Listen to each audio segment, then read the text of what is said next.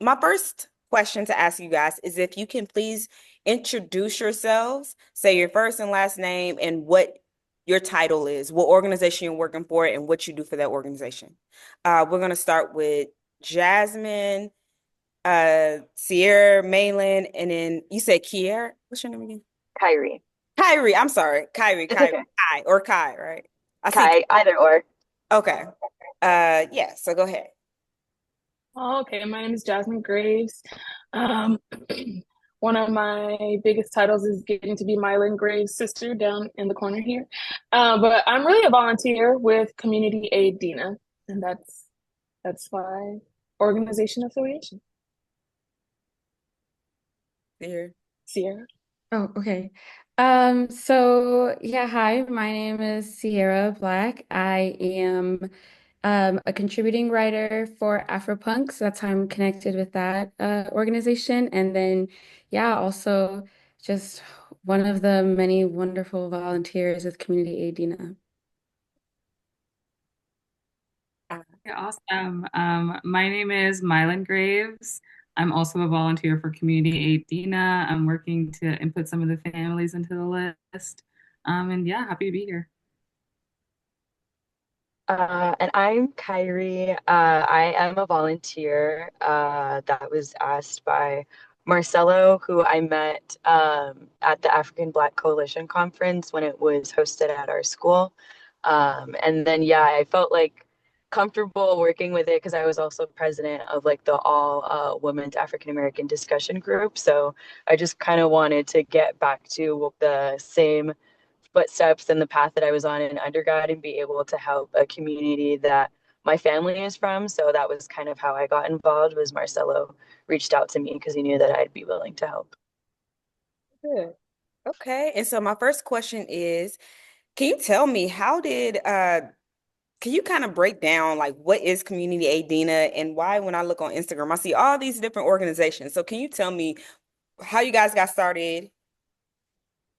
Yes. So, to take it back to like, I'll try to do it chronologically. So it started, I think, like everyone else online. I mean, so many of us were seeing what was going on around us, both social media and also with the people in our real lives. Uh, just seeing how many people who were connected and just across the whole community were affected by this. And so it really started like all of us sharing on social media, sharing the history of Altadena and why it's so significant to the Black community, and then specifically sharing the GoFundMes of different Black affected families or individuals who were displaced by the fire. And so I'm sure all of us were doing that across our social medias, like sharing on our stories and things like that. And so I am, as I said before, a contributing writer with Afropunk, and I'm connected with their social lead and writer, Leslie Vargas, who um, we follow each other on Instagram essentially. And so since all of us were doing that, Leslie and I started DMing each other, had an idea like, let's just consolidate all of this on one list. So we made a list to put it together, put it on Afropunk because Afropunk has a platform. It kind of grew. I think it just started kind of growing organically from there. Definitely did DM a lot of blue checks to be like, hey, you see this? Like, put, share some Oh, I'm sorry. Can you say awareness that? for I'm the sorry. family. You say that last sentence one more again. My phone just rang. Sorry. Yeah, so basically as it started to grow, it was on Afropunk and Afropunk's platform helped it to grow, but then also there was a lot of, DMing some other blue checks across the social media landscape to be like, you love the Black community, you need to help these people, essentially. So I think we really started like trying to spread it at every angle as much as possible. And then as it just continued to grow and grow, we had so many people reach out and be like, hey, like if y'all need help, we'll help you. And that's kind of how all of us came together. Jasmine reached out and then I was like, Jasmine, I think I know your sister, Mai-Lin. And then that's how that started. And all of us came together. And then it was just a really, I mean, we were inundated with so many submissions of people. At first, the submissions were coming in through the Afropunk social platform, and then myself and Leslie's personal accounts. So between the three DMs, it was a lot. And so that's how Community Aid Dena started, because we all decided like let's just have a central place for everyone to submit all the submissions in. So that's how the email came together, and then all of us came together to really start like getting the list together, organizing it, updating it, things like that. Because at first it was just two of us doing it manually and it took forever. And then it was all of us doing it manually, which helped a million times, but still manually, now we're automated. So we're getting there. We're, evolving as we go day by day. But yeah, that's how it started. We have really how it went is like, we get the submissions in, we add the families. GoFundMe has a good vetting process to make sure that they're verified and all of that. So we've been working with them on that. And then we were just updating all the totals. So we have a sheet that's like the current goal or their end goal where they are and then where they are currently. And then our list is kind of organized that way. So families who might need a little bit more help are towards the top, families who are closer to their goals are towards the bottom, and that's how it goes. And then so all of us kind of we're in there every hour, like all day long, kind of making sure that the list was as accurate and updated as possible. Okay, good, good. And so can you tell me about the impact? What kind of impact have you guys had? I know 3 days ago, Community Aid Dena and Afropunk, you guys posted that you raised $10 million for 401 families and counting. So what are the numbers now? What's the impact? Yeah, so I do want to just clarify quickly that, and we're updating our language on this as well, that we don't want to say that we raised, the money for the families, because we definitely didn't. And then and a lot of the families also came to the list already having a lot of support there. So we'd like to amend that and say the we is the collective. It's everyone. But for the families that are currently on the list, which are at this point about around 650 families on the list. The list itself has amassed, or the families on the list have amassed between 12 and $15 million. And then I'll pass it to someone about impact. I mean, I can speak to just individual GoFundMe that I know personally about. So I was DM'd by somebody that I went to high school with in Pasadena, their GoFundMe. And once I added that to the list, I saw that within a day, their GoFundMe contributions doubled in like contributions. And so that just can really speak to the power of consolidating all of these people's GoFundMes and really allowing people to give and really just yeah, give to the city of Pasadena and the city of Altadena and help these Black people in this community and this, yeah. And so, real quick, I think three of you, Sierra, where are you from Pasadena as well? Pasadena? Okay. So the three of you, you guys do have some roots in Pasadena, Altadena. Can you talk about like how being a part of this initiative and seeing the impact, how it has affected you? I could speak on that. I am from Arcadia, but like my mom's father's side of the family was like born and raised in Pasadena. So immediately when it happened, like when all types of tragedies happen in the world, it's sad to see, but it's different when it actually like impacts you every single day. And yeah, it was just kind of like really like it just was hard seeing like a lot of people that like you went to school with, people who like you were at their houses, and even certain schools within the community that also burned down. So I feel like for me it was important because as Mai-Lin said, just like seeing how like within a day some of these families able to like double their amount. I know one of the families that I submitted in on behalf of my family, they had received $1,000 donation from Glossier. I'm not sure how you pronounce that. But that was just like within 2 days of them being on the list. So then it was just seeing firsthand like how basically the numbers are doubling, and then just like also like Sierra said, like not necessarily taking the credit, but like knowing that you're playing a role in like helping these like families get to like a better position. And yeah, it was just like important to me, and being able to like volunteer online, whether it like doesn't work with my schedule, and then being able to go out in the city. And it just kind of like, it takes like a really, really tragic situation and it just like turns it into as positive of a situation as we can.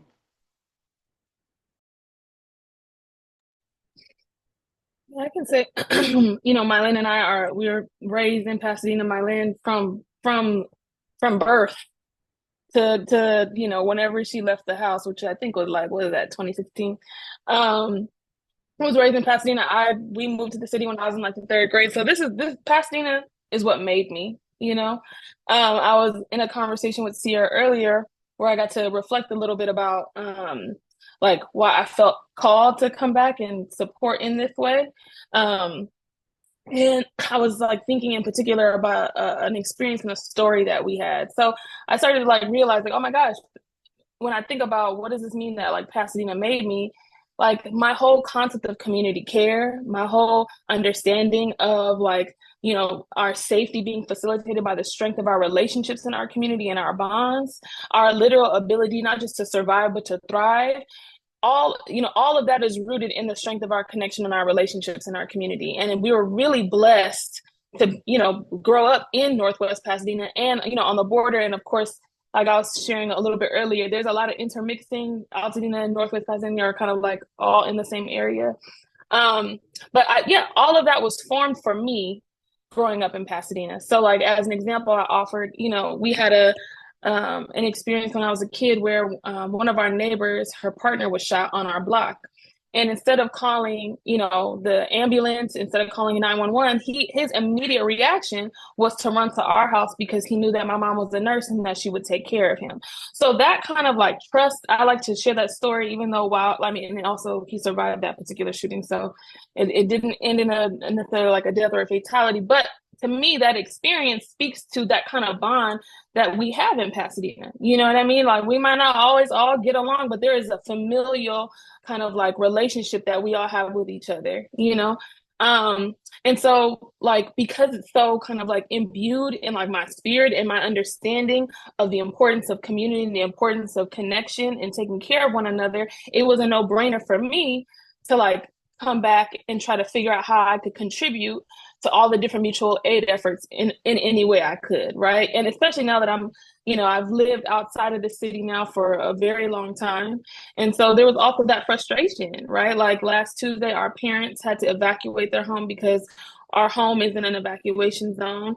And I remember that fear of like, oh my God, like, first of all, my parents' safety, it took a little while for us to convince one of our parents to leave. But once they both were in safer places, I just remember that kind of like moment of relief, but then also panic again of like, what if our home doesn't make it, And so we're really blessed that our house was not affected and our block is sustained. But that feeling of like grief and worry and panic like didn't leave me, because then all of the kind of stories started to come out of like, our friends, people I've grown up with, people we went to school with, people, I'm looking at my sister who spent so much time with my brother at the Boys and Girls Club that, they went to the Boys and Girls Club, but all these different community spaces that we share, and, further kind of like grow together and solidify our bond are destroyed, all of the people that, we love and are in relationship with lost everything. So it was just, again, like a no-brainer for me, like this place that has literally made me and shaped so much of my kind of like appreciation and like political awareness of the importance of community. Like, of course, I have to come back in any way I can. And I'm grateful to Cierra and Leslie for starting this directory and like inviting people in, especially for those of us who live outside the city, to contribute in a way that felt, really meaningful. Great. Okay, go ahead. First of all, echoing everything Jasmine said, we are born, at least and she grew up, born and bred in Pasadena. So that is my home. Like I give everything to Pasadena, number one. Number two, growing up in West, like, what is it? West Pasadena, Northwest Pasadena.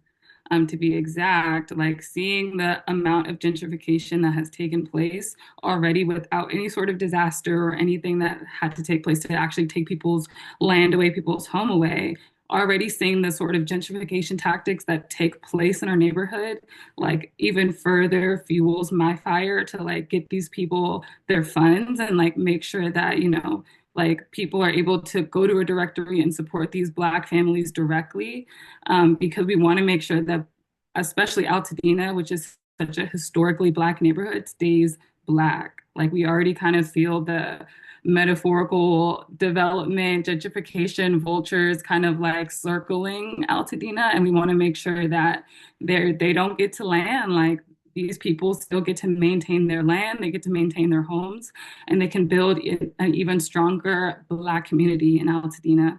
And yeah, just the way that this volunteering has impacted me, like even being able to go on this list and add people that I know has been like a beautiful experience. Being in New York, it's really difficult to feel like, how can I contribute in what way? I know I can donate to people, but what else can I do?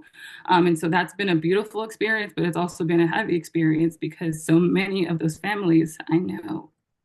And so it's really emotional. Yeah, yeah, it's tough. I'm so sorry. Um, what are the challenges of doing something like this effort?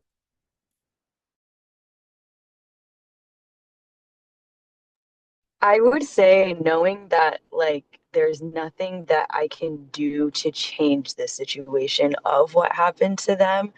And kind of like how we've said, like these families have been here for years. So like one of the things that I was responsible for was like updating the totals going in and like making sure that like it wasn't just like Johnson family, like assigning like specific names to them. So it's more clear. And it's hard when you're reading through these stories and seeing people who've been there for 52 years, their parents have been there. I know one of the stories I was looking at, they had got married at that house. So I would say it's really, really challenging knowing, like, seeing everybody's story, like, as rewarding as it is, like, helping them, it is emotionally taxing, like, taking on a lot of their grief and their uncertainty in it. But yeah, I would say that's been just like the hardest part. And then, like, knowing that, like, for me, the hardest part was, like, you know, when you have family members, especially if you're from Pasadena, like, the people that had to evacuate were so stubborn because that's their home, that's their community, and they didn't want to leave. You have to force these people to leave. So that sucked. And then like on my end, it was like I had 4 different family members who lost their like stuff, and then like 7 different friends, and then just like everybody in Dena knows each other. So whether you directly knew that person, you knew someone who knew that person, or just having people in like inner circle. So I know that like every day last week I was just crying of like either tears of joy, frustration, grief. So it's just really, really hard like seeing like it's just hard seeing all of these stories. Yeah, it's hard. I would echo that. It's kind of wild to think like how much of that experience is multiplied through our this organic collective that it's come together for all of us, literally going through the list as my sister said, and like seeing like person after person, like, oh my God, I went to elementary school with that person, or I you can see that person all the time at the park, or you know, like I the loop I think predates a lot of people on this call, but I remember being on the party line with this person, you know. It's really painful. And I think another kind of like added layer of what makes makes this heavy and like deeply painful is recognizing the not just the loss of the material, but like what does it mean to lose a generational home, right? For a lot of the folks that we're talking about, our friends, there's not just an awareness of like, oh, you lost everything, but no, first of all, having maybe frequented those houses, like in our, like I'll say for myself, like in my younger years as a kid, in my youth, right? But then also like recognizing what does it mean? I know what this place means to you because this wasn't just the house that you grew up in, but this was also the house that your mother grew up in, and that your grandmama, who also, you know, in our as kids we got the opportunity to meet, or maybe even your great grandma, And for some of them, folks were still alive, you know what I mean? Recognizing like, oh, this person worked so hard and was such a pillar of love in your life and in your, in our community. And now everything that they worked hard and passed down over generations is gone, you know?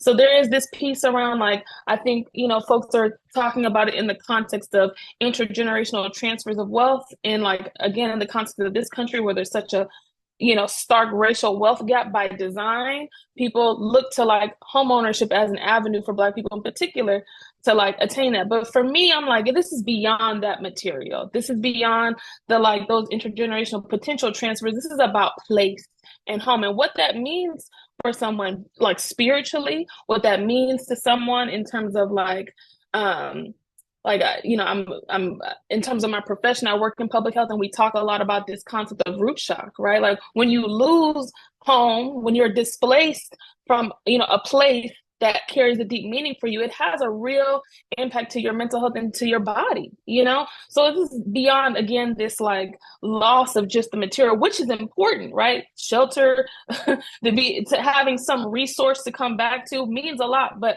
I do want to emphasize, like, for us, not just recognizing, but being in relationship with people who've lost everything, recognizing that the depth of the harm is beyond just the losing of a home. It's like losing of this place where you and your mom and your grandma made a home, made a life, and raised several generations of family members. And that would being the hub. And I think I think a lot of people can connect to the experience of like, growing up in a place and moving away, and several other people moving away, but knowing that this is the central hub that we can all come back to as a family. So recognizing that so many of those places, those hubs that people get to come back to are gone. And for me, like as we go through the list and update it, and I recognize people I grew up with, that's part of also the heaviness and challenge that I would say. I just wanted to really echo and uplift what Jasmine was saying about how it goes beyond just the physical, which also isn't a just, it's valid in and of itself to feel grief from that loss. But I think something that has been so apparent is the amount of physical history that is being lost. Like, for example, one of my mom's best friends from school lost her generational home, and it was the only thing left from her family. She lost her parents, she lost her brother. So the home and all of their memories and all of their physical belongings was what she had left of all of them. And I know so one, that was, of course, really difficult to see and speak with her about and all that. But I think that that's not an isolated experience. I think almost every family who has a generational home has been sharing that experience. Even down to there's one that I was reading where, they had one of their loved ones' remains, like their ashes, and they weren't able to bring them as well. So there's just a lot of physical history that is really important, especially as, Jasmine and Mai-Lin have been saying, it's such a historical town that like that aspect of it is so important to remember and uplift as well. Yeah, that is astronomically hard. I can't even imagine myself. My second to last question is, I'm curious to know what are you guys thinking about for the future when it comes to this initiative? Any goals into what long-term efforts look like? I know right now it's still like right there, like the trauma, of course, it's only been a week, but have you guys thought about like what does the long-term efforts look like, the future look like?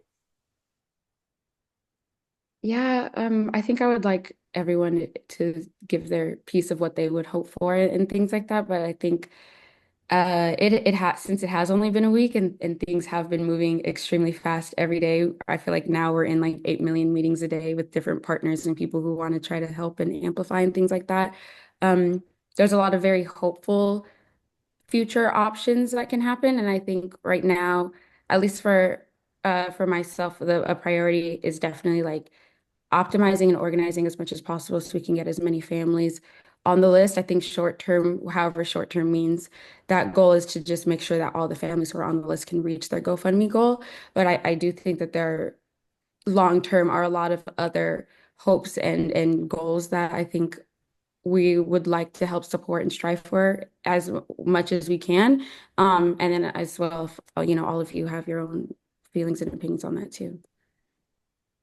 Yeah, something that's really exciting to me, in addition to what Sierra has just said, is you know, really seeing the way that families themselves have mobilized for themselves and for each other. Like, I think it's important to really center that a lot of the resource mobilization efforts in the city have been led by the people who've lost everything themselves. So, for example, Joseph Austin is a name that comes to mind. He's someone I remember from elementary school who lost his family's home, and literally the next day was organizing a resource drive, where people can come and donate clothes and receive clothes and toiletries and everything that you can imagine needing, along with Lance Mitchell, who was the current football coach for Muir and played football at Muir himself, so really seeing like quickly how swiftly even the people who have lost everything have come together to mobilize and meet each other's needs. So what's exciting to me about the future of what Community Aid Dena can contribute and offer is further connecting to the families who are already organizing themselves as a collective and figuring out like what are our needs, and kind of like what are needs. Demands may be strong, I don't know, I can't speak for them, but like it's certainly what are we trying to collectively accomplish to help rebuild our city and preserve our space, right? So I think that there's a real opportunity here for Community Aid Dena to, and as we already are doing, make ourselves available to be leveraged in any way that the families see fit. What I really love about this collective is that in all our conversations and in our work, we really are intentional and make it a point to always center what do the families say they need, what do they want, you know what I mean? And even in getting opportunities to amplify further what Community Aid Dena has been able to put together, is always keeping, again, the families and the people most harmed through this travesty, devastation, at the center of it.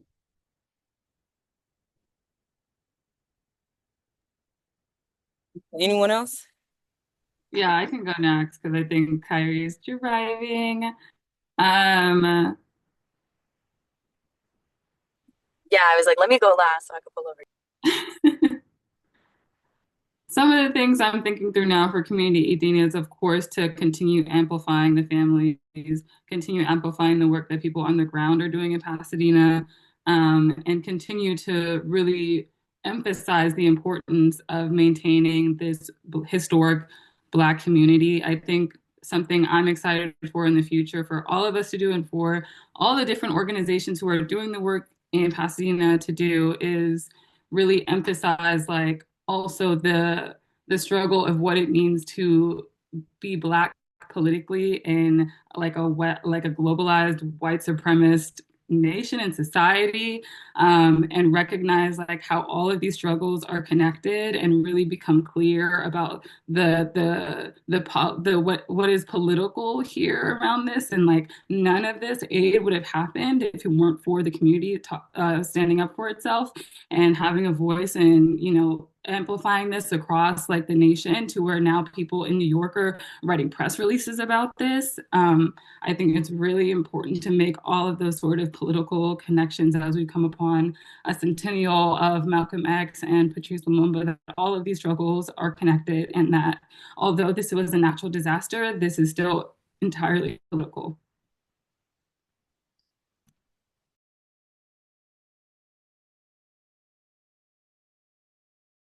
Are you safe? Or you don't have to speak if you don't want to. I was trying to see if where the purse I parked in front of, if this was good Wi-Fi connection. But yes, I am safe. I would say going forward though, like what is next, especially being so local and close to everything, is still continuing the efforts within the city. There's so many like Black owned businesses in Pasadena that are contributing. So just going forward, continuing to offer my time, continue to just be someone that like these people can, confide in if they need help. If I can't directly help you, can I, utilize the connections that I have and the resources that I have? So just kind of being a voice for like, not necessarily the voiceless, but for the people that don't necessarily have like the will to want to do it themselves, because there is like a lot of pride with some of the affected families who need these help not wanting to receive some of the things that are being offered to them. So just kind of offering a safe space where they feel comfortable, valid within their feelings, and just kind of continuing to offer like as much emotional support as well as like the different physical resources. But yeah, like Pasadena, Altadena, it's a really big community. So although it's a small blip, and I'm excited to see how we're able to go forward beyond this. So, however Community Dena Aid can, facilitate that, that's what I'm most excited for, to just kind of continue being a resource for these people. Okay, good. And then my last question to ask, and I always ask this after every interview, is there anything that you feel like is critical to this conversation that we're having that I did not address that you think is important to address?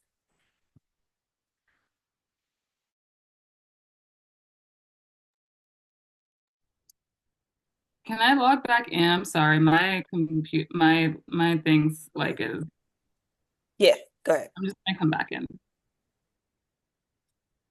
Know if it's like necessarily that we didn't touch upon, but I do, in the spirit of like being in service to and in support of like folks who are on the ground organizing and who've been impacted. I would like to just lift up some of the people who, you know what I mean, have who are at the center of all of this mutual aid work and who are from the city. So I mentioned Joseph Austin and Lance Mitchell. Also, Brandon Lamar is another person who has been consistently mobilizing these different kind of like donation drives and spaces for people to come get what they need. Ashley Level is another organizer who just last night was working with Brandon Lamar to put together a town hall to share information for families who are impacted, who've lost everything. Nico Taylor, somebody who's consistently been mobilizing resources and people online and then also in person. Like I just saw that she partnered with the My Beauty Truck yesterday, her and a bunch of other like hairstylists and barbers to like provide free haircuts and hair and pampering services and hairstyles to teenage girls and preteens, you know. Also, I think it's important to lift up the Pasadena Community Job Center. Their director, Jose Madera, has come out and talked to quite a bit about how they also quickly mobilize people to in mutual aid efforts to help clear debris. Because I mean, it's all the things that you know, immediately think of and that you don't think of, but that are all necessary in an emergency response. You know, so that's just like a handful of people in out of many who have been impacted, who quickly showed up for our community to kind of like not just rebuild, but to like hold space for each other and to hold one another, you know? So not that it's like missing from the conversation, but it's just always important to me to like name, like who are the people, say the names of the folks who are doing really a lot of this hard work on the ground, even in the midst of having lost so much, if not everything. Something that I would like to uplift also is that there, so of course okay, I want to highlight the distinction between a couple of things. So like there are so many families who have lost everything and who have been displaced from their homes physically. And there are also families who have been displaced from their homes that their homes are not lost yet, but it is a really significant financial burden on them to not be in their homes right now. And that is something that I think people should also center as they're thinking about how to contribute and how to donate and stuff, because like, yes, there are families that everyone has needs, but I don't want people to forget the families who their homes might still physically be there, but this has 100% impacted them. This is a trauma that they're actively living through and going to be continuing to live through as it goes on. I mean, the families who they do have homes to come back to, but thinking of what is the work that's going to take to make their home livable again? What kind of like, what debris is around their home? What issues do we not even foresee yet? Like, will it be a plumbing issue? Will it be like, are they going to have to replace all the filters in their homes? Like, just things like that, like, yes, they have their home to come back to, but there's still so much that they have been affected by. How, like, there are families who are, their home might still be there, but they're spread out because not everyone could go and be in the same place, as they were being displaced, and like how they're trying to maintain a sense of normalcy or just get the items that they need because they don't have them right now because they had to leave so quickly, like things like that. So there are so many ways that these families are being impacted that might not be as obvious or like quick to think about, that I think is really important to hold space in so that we can all remember like all of these families need help for all these different reasons, and we need to, keep our foot on the gas as far as all of that too.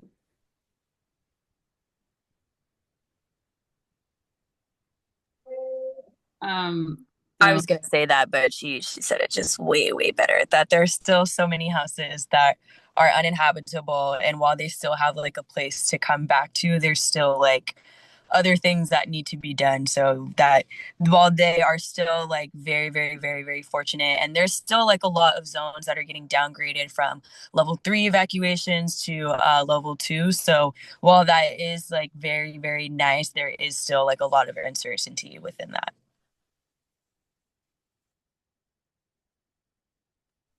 I'm sorry, in the midst of the shuffle of my internet going out, I can you repeat your question again?